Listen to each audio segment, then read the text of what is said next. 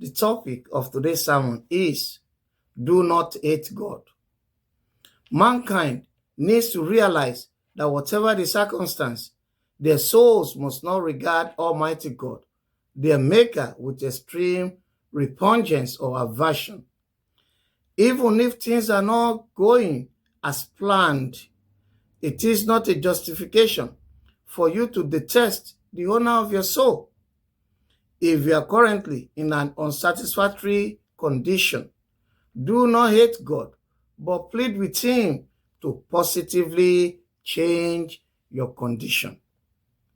Make sure that your soul does not despise God. Instead, let it pant for the owner of your soul. If you actually value your soul, you will allow it to long for your Maker. This is according to the book of Psalm, chapter 42, verses 1 and 2. And now read, as the deer pants for the water brooks, so pants my soul for you, O God. My soul thirsts for God, for the living God. When shall I come and appear before God? Now I have questions. Is your soul thirsting for God or abhors Him? Are you craving for the owner of your soul or the lustful things of this world? Next, do you think that your soul is longing for God or your aspirations? If your soul does not abhor the Lord, then it must pant for Him and His house. Are you yearning to be in the church?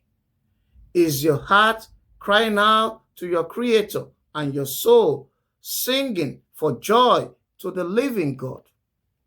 Do you think that singing joyful songs to the Lord has replaced His abhorrence in your soul?